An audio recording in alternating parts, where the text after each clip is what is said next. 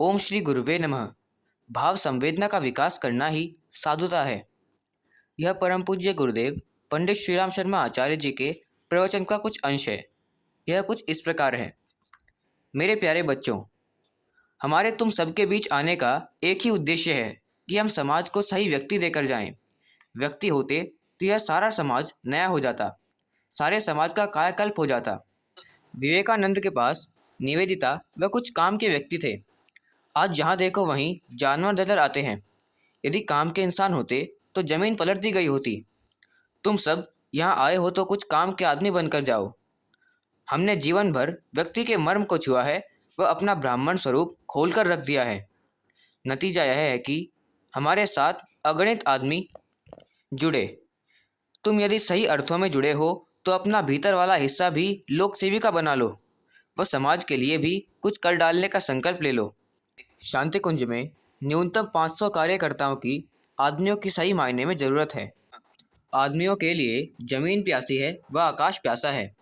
यदि पूर्ति हो जाए तो सारा का सारा सपना हमारा पूरा हो जाए। हमने ठहरने, खाने, पानी पीने की सारी व्यवस्था कर दी है। यहाँ आने वाला हर व्यक्ति अध्यात्म के, समाज सेवा के रंग में रंग कर जाए, यही हमारा उद्देश्य है।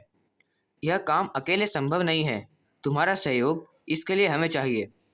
इसके लिए हमें तुमसे और कुछ भी नहीं, केवल व्यक्तित्व की साधना व तुम्हारा निष्काम समर्पण चाहिए। आज से 63 वर्षों पूर्व हमने वसंत पर्व पर अपने भगवान से दीक्षा ली थी। यह कहा था कि अब मैं समाप्त होता हूँ व आप जीवित होते हैं। आपकी इच्छा प्रमुख, मेरी इच्छा गौण। समर्पण किया था हमने। अगणित उसकी उपलब्धियां हैं। हमारा व्यक्तित्व हमारी मार्गदर्शक सत्ता ने शानदार बना दिया। तुम सबका भी ऐसा ही बन जाए यदि तुम मन व आत्मा से समर्पण कर दो। यह हम इसलिए कह रहे हैं कि कहीं भावावेश में घर छोड़कर आए हो व मन में तुम्हारी दुख क्लेश बना रहे, इसके स्थान पर एक ही बार में सारी स्थिति स्पष्ट हो जाए। कहीं के तो बन सको तुम। हमने जो समर्पण किया उसके बदले में हमारी मार्गदर्शक सत्ता ने हमें स्वयं सौंप दिया। हमारे अंदर प्रभावोत्पादकता भर दी। वाणी में, लेखनी में, व्यक्तित्व में, दैनंदिन आचरण में। यदि तुम्हारे अंदर भी आ जाएगी, भगवान के हम कोई संबंधी थोड़े ही हैं जो उनने हमारे साथ कोई विशेष पक्षपात किया हो। तब तुम्हें भी क्यों नहीं वही सब मिल सकता है जो हमें मिला। बस कसौटी एक ही है, अहम को गलाना, विसर्जन, समर्पण। जब तक अहंकार जिंदा है, आदमी दो कौड़ी का है। जिस दिन यह मिट जाएगा, आदमी बेशकीमती हो जाएगा। अहम ही है जिसके कारण न सिद्धांत, न सेवा, न आदर्श आ पाते हैं। व्यक्ति लोक सेवा के क्षेत्र में प्रवेश करके भी उच्छृंखल स्तर का अनपढ़ बना रहता है। पहले तुम सब भी तिनके के समान छोटे बनो। तुम वैसा बन गए तो पेड़ बन सकोगे, इसमें कोई संदेह नहीं है। व्यक्ति को पहचानने की ही एक कसौटी है कि उसकी वाणी घटिया है या बढ़िया।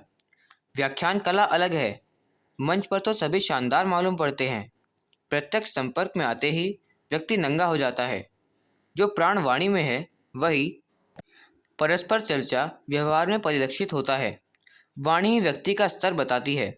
व्यक्तित्व बताने के लिए वाणी की विनम्रता जरूरी है। प्याज खाने वाले के मुंह से जिस प्रकार गंध आती है, पारिया वाले के मसूड़े से जिस प्रकार बदबू आती है, वाणी की कठोरता ठीक इसी प्रकार मुंह से निकलती है।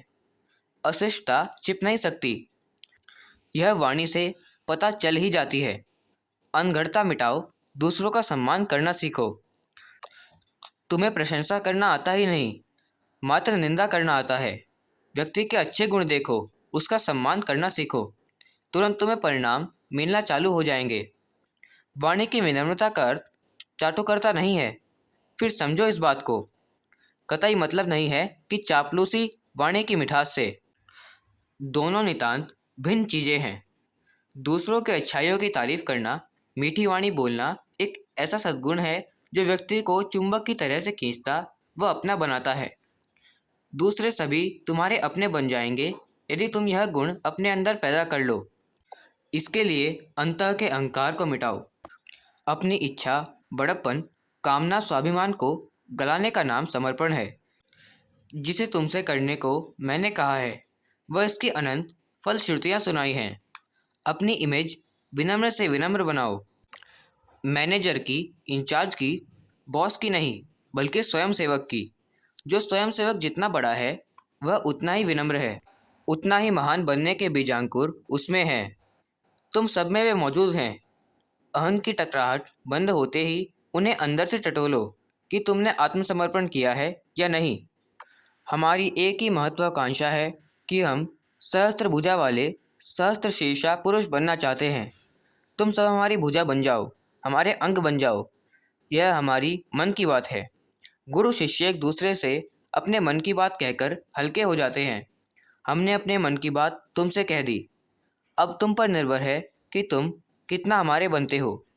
पति पत्नी की तरह गुरु व शिष्य की आत्मा में भी परस्पर ब्याह होता है। दोनों एक दूसरे से घुल मिलकर एक हो जाते हैं। समर्पण का अर्थ है दो का अस्तित्व मिटाकर एक हो जाना। तुम भी अपना अस्तित्व मिटाकर हमारे साथ मिला दो। वह अपने क्षुद्र महत्वाकांक्षाओं को हमारी अनंत आध्यात्मिक महत्वाकांक्षाओं में विलीन कर दो। जिसका अहम जिंदा है वह वैश्या है, जिसका अहम मिट गया वह पवित्रता है।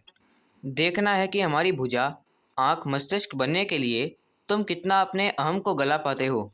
इसके लिए निरअहंकारी बनो। स्वाभिमानी तो होना चाहिए, पर निरअहंकारी बनकर। निरअहंकारी का प्रथम चिन्ह है वाणी की मिठास। वाणी व्यक्तित्व का हथियार है। सामने वाले पर वार करना तो तलवार से नहीं, कलाई से नहीं, हिम्मत की पूछ होती है। हिम्मत न हो तो हाथ में तलवार भी बेकार है। यदि वाणी सही है तो तुम्हारा व्यक्तित्व जीवंत हो जाएगा, बोलने लगेगा। वह सामने वाले को अपना बना लेगा। अपनी विनम्रता, दूसरों का सम्मान व बोलने में मिठास, यही व्यक्तित्व के प्रमुख हथियार हैं। इनका सही उपयोग करोगे तो व्यक्तित्व वजनदार बनेगा। तुम्ही को कुम्हार व तुम्ही को चाक बनना है। हमने तो अनगढ़ सोना चांदी के ढेरों लाकर रखा दिए हैं। तुम्ही को सांचा बनकर ही सिक्के ढालने हैं। सांचा सही होगा तो सिक्के भी ठीक आकार के बनेंगे। आज दुनिया में पार्टियां तो बहुत हैं, पर किसी के पास कार्यकर्ता नहीं। लेबर सबके पास हैं, पर समर्पित कार्यकर्ता जो सांचा बनता है वह कहीं को अपने जैसा बना देता है, कहीं भी नहीं है। हमारी यह दिली ख्वाहिश है कि हम अपने पीछे सांचा छोड़कर जाएं। इन सभी को सही अर्थों में डाई का सांचा बनना पड़ेगा, तथा वही सबसे मुश्किल काम है। रॉ मटेरियल तो ढेरों कहीं मिल सकता है, पर डाई कहीं नहीं मिल पाती। श्रेष्ठ कार्यकर्ता श्रेष्ठतम डाई बनता है। तुम सबसे अपेक्षा है कि अपने गुरु की तरह श्रेष्ठ सांचा बनोगे। तुमसे दो और अपेक्षाएं हैं। एक, श्रम का सम्मान। यह भौतिक जगत का देवता है। मोती हीरे श्रम से ही निकलते हैं। दूसरी अपेक्षा यह है कि सेवा बुद्धि के विकास के लिए सहकारिता का अभ्यास। संगठन शक्ति सहकारिता से ही पहले बढ़ी है और आगे भी इसी से बढ़ेगी। हमारे राष्ट्र का दुर्भाग्य है कि श्रम की महत्ता हमने समझी नहीं। श्रम का माछा इस सब में असीम है। हमने कभी इसका मूल्यांकन किया ही नहीं। हमारा जीवन निरंतर श्रम का ही परिणाम है। 20-20 घंटे तन्मयतापूर्वक श्रम हमने किया है। तुम भी कभी श्रम की उपेक्षा मत करना। मालिक 12 घंटे काम करता है, नौकर 8 घंटे तथा चोर 4-4 घंटे काम करता है। तुम सब अपने आप से पूछो कि हम तीनों में से क्या हैं।